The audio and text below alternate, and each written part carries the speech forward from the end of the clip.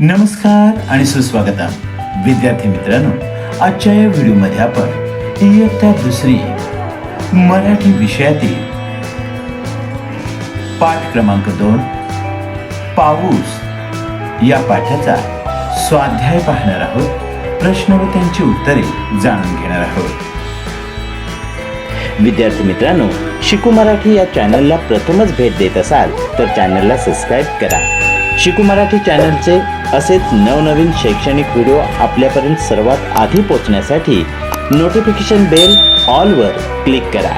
Video आवडला तर like share नक्की करा. तर पाहूया इयत्ता दुसरी मराठी विषयातील पाठ क्रमांक 2 पाऊस या कवितेचा स्वाध्याय.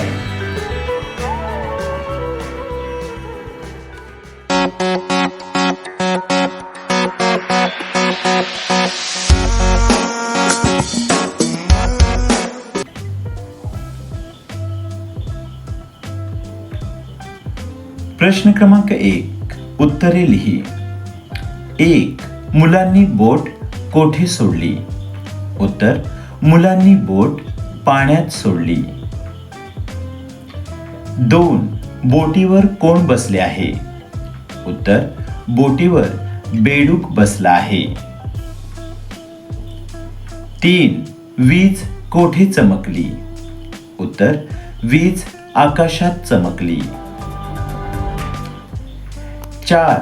कवितेतील तुला आवडलेली ओळ पाहून लिही. उत्तर: बोटीवर बसला बेडूक बेडूक, तो ओरडला डरावडूक डरावडूक. ही कवितेतील ओळ मला खूप आवडली. प्रश्न क्रमांक 2 कंसातील योग्य शब्द घेऊन वाक्य पूर्ण कर. कंसातील शब्द आहेत चक चक चक, सुं सु सुम, धो धो धो, धडाड धूम. कंसातील या शब्दांचा दिलेल्या वाक्यातील रिकाम्या जागी वापर करून वाक्य पूर्ण करायचे आहे. पहिलं वाक्य: वाऱ्याचा आवाज टिंबटिंब येत होता. उत्तर: वाऱ्याचा आवाज सुसू सुम्म येत होता. 2. आभाळ टिंबटिंब वाजलं. उत्तर: आभाळ धडाडधूम वाजलं. 3. आकाशात टिंबटिंब वीज चमकली. उत्तर: आकाशात चकचक चक वीज चमकली. 4. पाऊस टिंबटिंब आला. उत्तर: पाऊस धो धो धो आला. प्रश्न क्रमांक 3 विचार कर व सांग. 1. कवितेत आलेले कोणते आवाज तुला आवडले? उत्तर: सु सु सुम, धो धो धो व डरावडूक डरावडूक. कवितेत आलेले हे आवाज मला आवडले. 2. पावसाळ्यात तू कोणकोणत्या वस्तू वापरशील ते सांग. उत्तर: पावसाळ्यात मी रेनकोट, छत्री, गमबूट, चप्पल, कागदाची होडी, दप्तराचे पावसाचे कवर या वस्तू वापरेन. 3. पाऊस पडल्यावर तुमच्या आजूबाजूला कोणकोणते बदल होतात? उत्तर: पाऊस पडल्यावर आपल्या आजूबाजूला खालील बदल होतात. 1. सर्वत्र हिरवळ पसरते. 2. ओढे, नद्या व तळी पाण्याने भरतात. 3. हवेत गारवा जाणवतो. 4.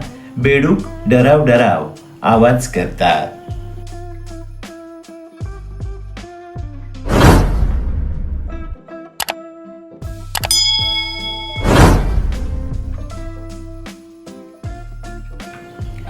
प्रश्न क्रमांक 5 कंसातील योग्य शब्द घेऊन दिलेल्या शब्दांचा यमक शब्द लिही.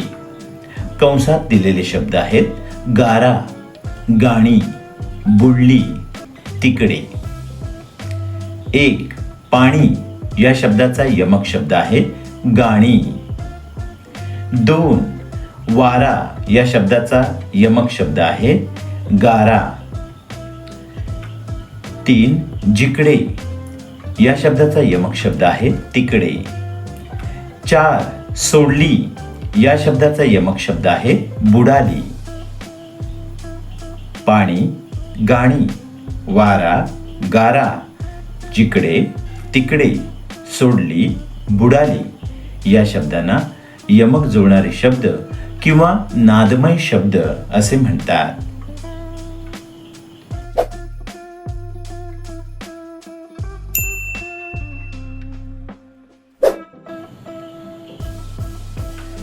प्रश्न क्रमांक 6. समानार्थाचे शब्द लिहा. 1. आभाळ, आकाश, गगन. 2. वारा, वायू, अनिल. 3. वीज, बिजली, विद्युत. 4. पाऊस, पावसाळा, वर्षा. 5. पाणी, जल, जीवन. 6. बोट, होडी, नौका. प्रश्न क्रमांक 7. परिसरात जाऊन निरीक्षण कर. परिसरात खालीलपैकी कोणत्या गोष्टी दिसल्या त्या समोरील चौकटीत अशी खूण कर. हिरवेगार गवत, बेडूक, साचलेले पाण्याचे डबके, काळे ढग. विद्यार्थी मित्रांनो, पावसाळ्याच्या दिवसात आपण परिसराचे निरीक्षण केले तर आपल्याला खालीलपैकी सर्व गोष्टी दिसतील. परंतु विद्यार्थी मित्रांनो, तुमच्या परिसरात यांपैकी ज्या गोष्टी दिसत आहेत त्या गोष्टींसमोर चौकोनामध्ये बरोबर अशी खूण करा. तर विद्यार्थी मित्रांनो, अशा प्रकारे आजच्या या व्हिडिओमध्ये आपण इयत्ता 2 मराठी पाठ्यपुस्तकातील पाठ क्रमांक 2 पाऊस या कवितेचा स्वाध्याय पाहिलेला आहे. प्रश्न व त्यांची उत्तरे जाणून घेतली आहेत. विद्यार्थी मित्रांनो, शिकू मराठी चॅनलचा पाऊस या स्वाध्यायाचा हा व्हिडिओ जर तुम्हाला आवडला असेल तर व्हिडिओला लाईक, शेअर नक्की करा.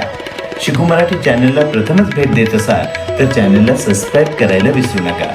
शिकू मराठी चॅनलचे असेच नवनवीन व्हिडिओ तुमच्यापर्यंत सर्वात आधी पोहोचण्यासाठी नोटिफिकेशन बेल ऑलवर क्लिक करा.